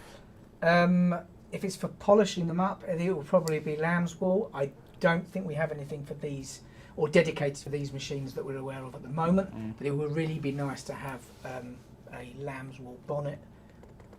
Maybe that was. It depends what size, what sort of size rims you're talking about, what the depth of them is, and what sort of profile of lambswool bonnet you would want. We could take that away and ask the question. I don't know whether or not Yeah. there's a consideration for the machines, whether or not they can accept that kind of application. I'm sure they probably can, to be honest. We are... Typically, you would use a die grinder or a straight grinder machine, with a bonnet on the end of it to get something with a Sizewell wheel on there. You used polishing soap. Yes, of course. But for something like this, I mean, I suppose if you're dealing with the flatter parts of the wheel, then I can't really see a problem. When it comes to sanding flat surfaces or polishing, it might tear up the polishing bonnets a little bit, so you may get through a few of those. Yeah. But yeah. Yeah, We'll have to ask I'm not sure. the I boffins. haven't seen. Well, the main reason is I'm not sure because we know we're not currently bringing out that accessory for our machine. I did see in the chat someone had asked some questions about will this work with other accessories that are non-Bosch. In theory, as long as they're hook and loop and they fit, they could. I wouldn't go for anything excessively heavy, obviously, because these are designed for anything that's different to our accessories we wouldn't recommend anyway, so we can't say if it will work or not. But in theory, hook and loop would work, but we obviously recommend our accessories for our machine, as you can imagine. You don't want to overload the orbital bearings or anything like that. So. Yeah, but if you wish to purchase a third-party accessory, I have no idea why you would, in theory, but you're making a mistake. Okay, so on that bombshell, no. Okay, so moving on to the final bit because we've done quite well. We've only talked about 6 machines, and I think we've padded it out pretty well. Thanks, Curtis. He loves the show. From the USA as well. Yes. Thank you very much. I don't know what time is it over there. It's late here. I can It's tell. getting late. It's getting late. Getting hungry. Yeah, it's getting hungry time again. Okay, so before we finish, I think we were going to try and do a little demonstration. You've got to do a live demonstration on scratch repair. Well, no, I could do it as well. Dan's done quite a lot, but I think you're pointing in the right direction. I'll just take it off of you and say, no, you didn't, Rob. Now, the first things first, we've obviously got like a door. It's a mirror wing cover, mirror. It's a yep. wing mirror, mate. Door mirror door. cover. Okay, if you cut to the overhead, Ollie, for me, let's see if I can get this to pick up, just to prove that there is I couldn't get a my scratch. hand in focus, let alone Right. if you manage this. All right, so where is it? So the scratches, hopefully you can see, we've got one there and another one down the bottom there. So very fine scratch. I can feel it on my nail there. I can feel both of those.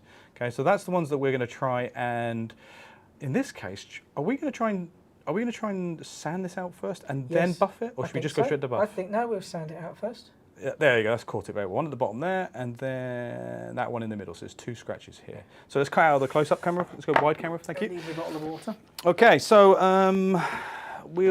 let's go for, it's quite fine, so let's go for the 2500 Ciawatt, which I think is already on It's there. already on that machine. Okay. I would quite like this one though, the random orbital one. Yeah, okay, so you've gone for the This thing loves to get stuck to me. so you've gone for the GEX 12V-32. 32. Yes. Okay, and you're going to use, The hook and loop. cool, yeah, okay. And this is going to be the 1713 Ciawatt. Okay, so remember watt for wet use. Okay, and this one is using the silicon carbide because it's the finer grit one. Yes. Don't judge me if this goes horribly wrong, because Well, it's a live demo. You asked for live demos, and so tempting. the issue is, I'm already wet. The issue always is with a live demonstration is the fact that one, we have to do it in such a weird way that we're not even facing it. yes. So maybe excuse us. We might have to turn it to us to make it a little easier to run. I think I could do this. Yeah. one. Okay, so what we're doing here is we're just trying to level it off a little bit. Don't need to do a lot of work. We've gone for a fine grit to start with. Yes. Tim has moved away because he's worried about getting wet. It's- Okay, it's not going to be that bad. wisely We should- yeah. Okay, so let's have a look here then. Right. What are we getting? Okay. Vibration's really low. He says as it starts vibrating on the table. Taking quite a large area here because I can't see the scratch.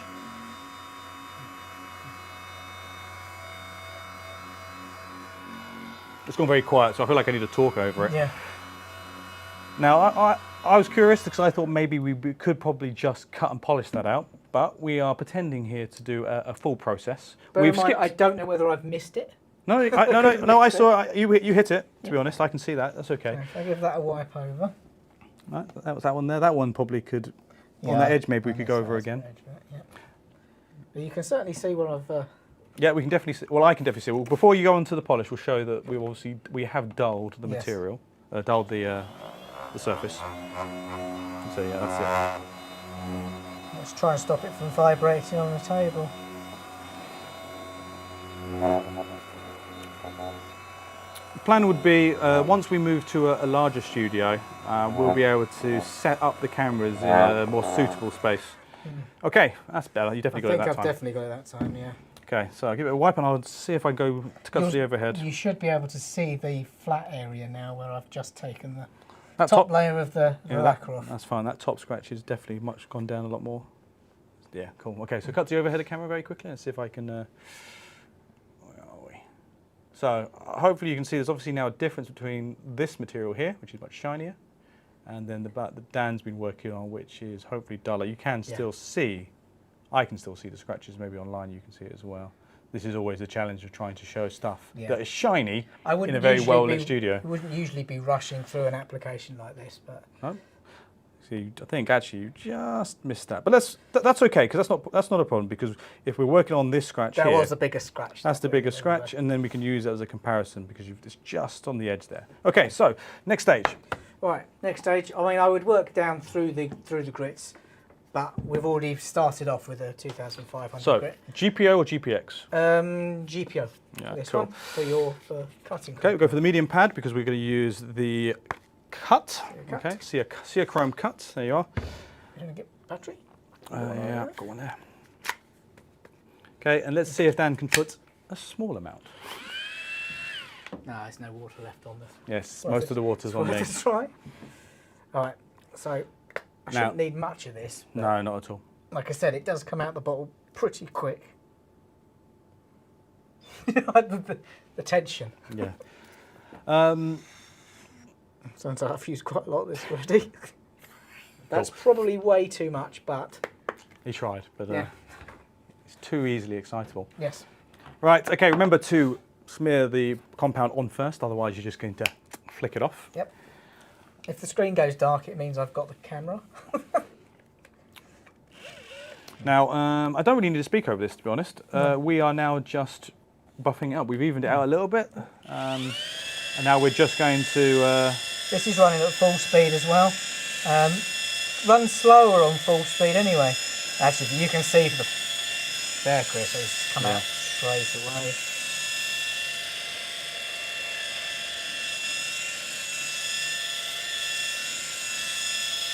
This application amazes me sometimes. There you go. Stops quickly as well. Have I missed a bit? No, it's good. Squeaky clean. Actually. The question on whether or not... That's really shiny already. Yeah. Now, the question would be whether or not we probably should have gone to a more aggressive grit to try and bring the scratch out first. But we'll carry on and go through to the finishing compound. Often what you have in these situations is you might not necessarily get it every time the first time. You might need to go and revisit it. Yeah. Because we're under timescales, we're kind of going through the step process. I think. Just want to get, to be honest with you, just want to get a good shine out of it. But although we've got a little bit of that scratch at the bottom, that I would have gone back and sanded. The centre scratch that we had down there is almost invisible now. No, it's pretty good. I would normally be spending a little bit longer on it. But yeah, no, because I can no longer feel that. I think maybe we could go a little longer with the finer grit sandpaper, or started with a more aggressive sea air. That's the only problem with an application like this. You don't know how thick the lacquer is before you start, so it's better to try a bit. You could even go through the cut and finish, and then decide to go back and do the sanding again. There's no set rules as long as you work through the grits and then up through the cut and the finish. So, John McDonnell, yes, you are a little bit late to the party, but don't worry, you can re-watch this live stream whenever you like.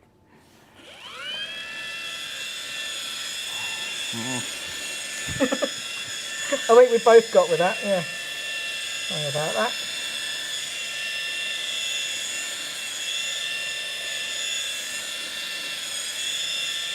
They're so soft, and the vibration is really minimal on that. Now, so let's see if I can get this on the overhead camera in a minute. Now, you can see clearly where Dan was unable to get, or didn't know where couldn't see where the scratch was for the bottom one. So that one's definitely more visible. But the middle scratch should be virtually I'll get your gone. fingerprints on it. So let's see, Ollie, see if we can get to the overhead camera and see whether or not I can show the bottom scratch. I don't know. Tilt that end up slightly. I can just about see it, but you can see there. I think. I mean, what am I trying to show here? I'm trying to show that there's a scratch or not a scratch, but you probably see the bottom one a little better, but that's pretty much almost there. Maybe we could revisit this scratch just a little bit more, but again, we don't want to be too aggressive. Essentially, that's all we're looking at. We're just wanting to remove the scratches there. That one I think we could have another go at later, but due to time restraints, I don't think we're going to be able to. But the application is as simple as that. Yeah. What's that say? Oh, Bosch planning to do any sets of a sander polisher? Oh, Marcus, good question. Well, as we said earlier, the machines come into half L box sizes, so you can purchase a GX or GSS and then get whichever sander, maybe for example the 77, so a GPO or GPX, and put that on the other side so you've got your sander polisher combo. You could do that both with 77s. That would make chuck a spare pad in there maybe, some polishing heads. Yeah. Damar's saying, oh no. You're doing Tim out of a job. Oh yeah, sorry. But I mean, we're at the end of the live stream anyway. I can see the questions popping up there. But there's some questions, why don't we do like one body with changeable heads? And that's mostly because... It's because of the different orbits. You've got fixed orbits, you've got just rotary, and you've got from 12 all the way down to 2.5 mil orbits on there. So again, it's variation of the machine for different applications. Yeah. Remember, it's a full range of machines for every application. You don't have to buy them all. Yeah. you just get the ones? I mean, by all means, go and buy them all. Yeah. I'm perfectly happy with that. well, I was but gonna- you don't necessarily need them for your application. But I was going to say that if this is your job, if you are in, I think it's called ART, if you are in that industry, then you will probably have a whole range of different tools because you're not going to be just trying to fix one type of issue. So you will have, and that's one of the reasons why these machines are all clearly labelled with the different the different orbit types. You'll be grabbing multiple different machines at any one point to be working on a whole range of different spot repairs on automotive. If you've got a vehicle that's come off a production line, for example, and you've got a few little bits that need to be touched up, or if you're doing, I don't know whether you do it in between a garage and a factory, for example. PDI is usually coming out of the factory and into the dealership as well. So If you're in that position, then you'll be dealing with a whole wide range of different imperfections that you need to tweak. So there's a good chance, remember this is a specialist topic, and this is the kind of machine you'll only have. You'll have these machines. Yeah. There's a good chance you'll have the majority of these. Even if there's someone just out there doing paintless dent repair, the polishers alone, just for shining up the area, even to get a good reflection off of the paintless dent system, it'll pay dividends to have a good quality polisher. Yeah, sure. Okay, so last little bits, and then we're going to round up the live stream, but I felt like I've missed out Tim. Tim, have we got any last questions before we finish? Any random ones? We've probably got quite a few questions that are not polisher related. We have a few. PF Cutter said this excellent looking polishers could do with some long flexible length die grinding bits. Could you share any insight if those are in the works? No, not flexible die grinding bits. No. The closest we had was the GRG that we were talking about earlier. Yep. Which has a collet and you can fit a die grinding part into that. There is no flexible shafts for it though, unfortunately. No, not that we make anyway. Fino asks, is there any explanation anywhere of what application which tool is for then? There's often an expectation that pros just know, but I think that's mistaken. The website's the first place to go. If not, the SEER website will give you any indication on what abrasives you would need for it. But the website is very good at explaining exactly what they are, what these specific applications are for. Yeah, I mean, hopefully Danny and I have done a reasonably good job of explaining from a top line what types of applications. Predominantly, it's going to be how aggressive you want to be, and a lot of it is not find out in play, but I'd imagine if you're buying into this machine, it would be nice if there's some kind of guide. But a lot of it is going to be how aggressive do you want to be. The pad sizes are going to dictate how wide that you're processing. Obviously, a lot of the art is choosing the correct abrasive grits and which stages, because you can skip some stages or to save you time and money. But that is a knowledge-based thing. But again, Danny points out, again, the SEER website is very good at explaining case studies, sample by sample. It even goes through the automotive process and exactly what abrasives you need throughout the entire process. So really, you pick the what you actually want to accomplish, and then they'll tell you exactly what you require, really. And then you can pick a machine to match it. Yeah. So. But just remember, with the polishers, for example, the GPO, okay, because that is for your really aggressive work, right? Getting rid of really big scratches and big damages to paintwork, and then you've got your GPXs, which is for your lighter work, lighter scratches, and then trying to remove the holograms, for example. Yeah. But again, check the website out for us and SEER, and hopefully that should help. Yeah. But if you want more information, maybe what we could do is we could do a bigger, more deep dive video where we show more examples. Because again, live streams are. Live streams are a little harder. We need to be really filming stuff outside with some real examples. And neither Danny or I wanted to sacrifice our cars by I'll put a big scratch in Danny's car for him to buff out, hopefully. No. I've got rid of all of them now. Don't go putting them on. But yeah, if that's something you'd be interested in, maybe Danny and I might produce a little video with some examples with conjunction with SEER and do some case studies. Yeah, why not? One final question for now. Would your 12-volt rotary tool be classed as a tool for the auto trades as well? It really deserves an upgrade from the GRO 12V-35. Yeah, cracking little machine. Upgrade-wise, I still think it's up there with Dremel systems that are very similar to it. Yeah. Doesn't get enough love, the GRO. No, it doesn't. But it's, I mean, I would like to see an I don't know if it needs an update, but it'd be nice to have more products in that range, maybe. Maybe a brushless version would be nice. Yeah, maybe. Yeah, but again, it's a rotary tool. It uses the same accessories as Dremel do. John McDonnell, yeah, it's Dremel. Yeah, It's very I'm similar. dancing around the fact here, but yeah. It's a very similar. Might want to, yeah. You could buy a Dremel. You could buy a Also Bosch. So feel free. Dremel is under the umbrella of Bosch. Yes. We own Dremel as well, and they do a wide range of tools. And now their new products are working on the same batteries. Same batteries, yeah. Yeah. Check for compatibility, obviously, with different models, but many of these are running on the Pro 12-volt battery. So yeah, The double layer ones, be careful. Yeah. Because some of them, their housings don't fit. But Yeah. yes, the 12-volt Pro stick batteries will fit all of their machines. Yeah. So why not? If the Well, GRO, one of the new machines, shall I say. The older ones actually use the old DIY batteries, which yeah, are exactly. just So different shaped cap. yeah. So if the GRO isn't suitable for whatever reason, feel free to have a look at Dremel's range because they've got more products. Yeah. That's their specialty. Yeah. Okay. Yeah. Tim, any more? No, I think that's it for now. There was just one question about the when will Bosch overhaul their USA YouTube channel? But I imagine That's a question. That's a question for the US. that's a question for Yeah. the USA, the US Bosch. Good question. I wish I could answer it for you. Sorry, mate. But feel free to keep coming to us and asking us all the questions. We'll take them all. We don't know all the names of all your products because the USA like to have slightly different names, but some of them are similar. A lot of them are pretty cool names as well. We don't Yeah. get cool names like the Cayman or the Beast Hammers Destroyer. or the Freak or anything like that. So yeah. We used to have Diablo for Freud. Diablo. Yes, Yeah. Tim correctly because he's a AC nerd. Don't forget Diablo and Freud. Yeah, Yes. they're the same.